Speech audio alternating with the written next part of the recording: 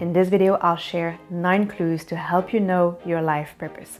That's my favorite topic. I think it's so important because when you live your purpose, your life becomes kind of more flowy. You're happy to wake up in the morning and start a day because what you do has meaning to you. And when you don't know your purpose, you kind of feel like something is missing. I had purpose anxiety until I was about 30. All my 20s, I was searching for my purpose.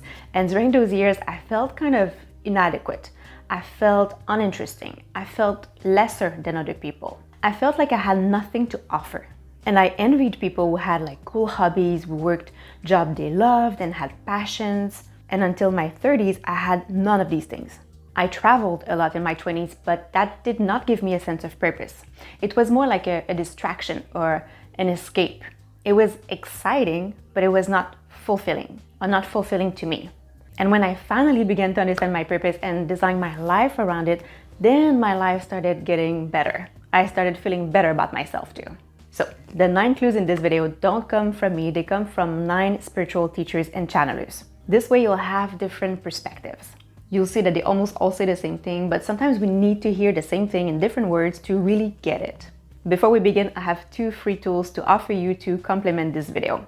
The first one is the life purpose formula. So it's a formula that I used to figure out my purpose and calling.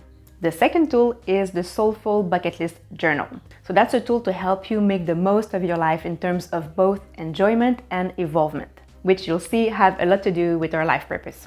The links to download these free tools will be in the description below. The first clue comes from Janet Atwood. She's the author of The Passion Test, The Effortless Path to Discovering Your Life Purpose. The Passion Test is a method she created for identifying our passions and then designing our lives around them. I made a video about that, which I'll link somewhere on the screen and also in the description below. Janet says that getting clear on our passions, knowing what we love, and then making our passions a priority in our lives is how we live our life purpose. Because when you're connected to your true, authentic desires, those that come from your soul, then you have the life experiences that your soul wants to have in this lifetime. To identify your passions, you can read Janet's book, or you can also watch my other video about the passion test, or you can also use the life purpose formula, the free guide I mentioned earlier, because there are quite a bit of exercises in that workbook to help you identify what you love and what you want. The next idea or clue comes from Sanaya Raman, who's a well-known channeler and a spiritual teacher. In her channeled book, Living with Joy, she channeled, ultimately, higher purpose is spiritual evolution. Spiritual growth means opening your heart and experiencing more love and compassion. She also says in another of her channeled books, Creating Money, Attracting Abundance, every person is born with a purpose. There's a reason you're here, you have a role to play that no one else could fill. The special contribution you came to make is your life's work. So we are also living our purpose when we're doing our life's work. But what is our life's work? She wrote, you will recognize that you are doing your life's work by the feelings of vitality and aliveness it gives you. You will feel that your life has greater meaning and that you are making a worthwhile contribution. You will feel happier in every area of your life. Your work will allow you to express more fully who you are. It will help you grow and evolve. And note that in the book it says that your life's work does not have to be your job. It could be raising a child, or hosting a podcast as a hobby, or volunteering. So your life's work could be your job or how you make a living, but it doesn't have to be. The choice is really yours.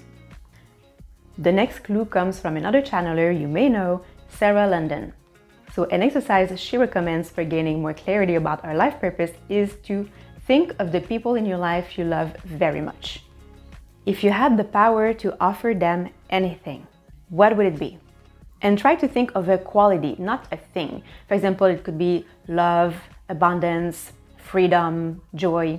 I invite you to pause the video just for a few seconds until you know what that quality is. Otherwise, the exercise is not going to work. Sarah says that the thing we would most want to offer someone we love is part of our purpose. Part of our purpose is to experience or cultivate that same thing. When I did this exercise, the quality I thought of was wisdom, and it made so much sense to me. Your answer is another clue to help you clarify your life purpose. The next clue comes from Bashar, was channeled by Daryl Anka. He says, your purpose is to be you as fully as you can. And the way that's perhaps most easily done is to act on your highest joy. He's saying that our life purpose is about authenticity and joy. Bashar's teachings are centered around what he calls the formula. It's to act on your excitement, your passion, and whatever is most exciting to you at the moment. Note that your highest excitement can be as simple as choosing what you want to eat for breakfast. Do I want to eat more like cereals, or do I want to eat an apple, or do I want to eat an omelet? And then just eat the thing that feels most exciting to you. And you must continually choose your highest excitement with no attachment to the outcome. Also, make sure to be in a positive state regardless of what happens. Keep your vibe high. And lastly, constantly release and replace fear-based beliefs and the beliefs not aligned with who you prefer to be. According to Bashar, when you are following this formula, you are living as your most authentic self, and that's your life purpose. I'm just going to add one thing here. Daryl Anka, who channels Bashar, acknowledges that it's not always easy to follow our highest excitement.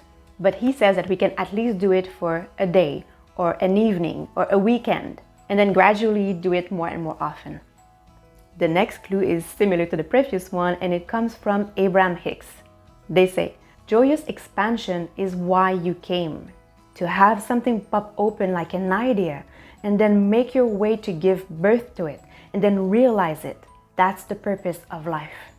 They're saying that our life's purpose is to consciously create our preferred reality. It's to make our dreams come true. Often the difficulty is that we don't know what we want. So I think if you take the passion test, or if you watch my video about the passion test, that will help you.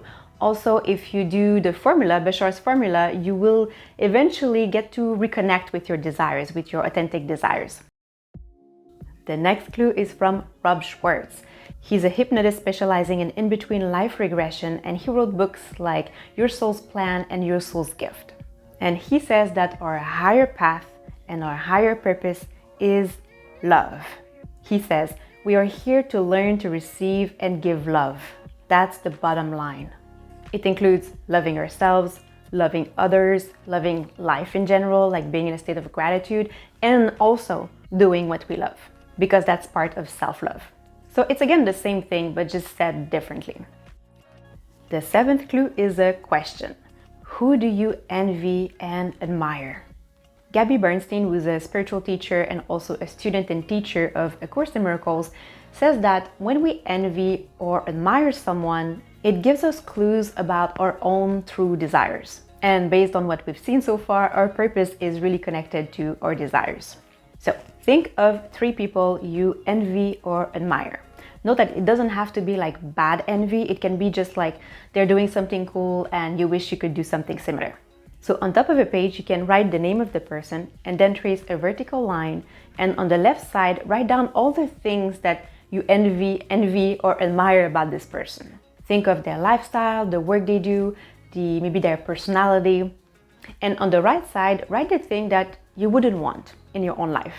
For example, a few years ago, I had a friend, or she was my roommate, and she was a freelance digital artist. And I kind of envied that she did something creative for a living, that she worked for herself, that she worked on her own schedule, that she could travel and work at the same time, so she was completely location independent. However, I did not want to be a freelancer or do freelance work. I preferred, and I still prefer, to create and sell my own products. And again, you can do this exercise for all areas of your life, for your health and fitness, for your hobbies, for where you live or your lifestyle. And it'll give you ideas of how you can live your purpose, because again, your purpose is really connected to your desires. Here's the next clue. What do you think is the purpose of the Earth, the planet we live on? And what's the purpose of the Sun? Now, what's the purpose of Pluto, the planet Pluto? It's a question someone asked me once. So, when you were thinking of the Earth, maybe you were thinking, well, the Earth allows us and other beings to live. The Sun also does the same thing. It provides heat and light. But Pluto? Is Pluto really essential in the solar system? Maybe, probably. But did you notice how you were trying to find in what way each planet contributes to other beings or something else? And that's the thing. Most often, when we think of purpose, we think of a contribution or an impact that we have on other people or the world. I even think that to achieve like true fulfillment, we really need to have a feeling that what we do matters. Matters not just to ourselves, but to other people and the world. And the good thing about service and contribution is that your greatest contribution is also your greatest joy. There's an exercise in the workbook, the Life Purpose Formula, to help you identify what's your preferred way to contribute. And the last clue is a question. It's a question I mention often because it's very helpful to me, so I imagine that it can help you too. If today was your last day on earth, what would you regret not having done, experienced, accomplished, and become? Make sure to make room in your life for whatever you answered, because these things are part of your innermost desires. To finish up, I just want to point out that all 9 clues suggest that our purpose is found in the process of living our lives. It's not a goal to attain. It's not something out there that you need to find. It's something that you live, it's something that you express, it's something that you fulfill when you're your most authentic self and follow your heart.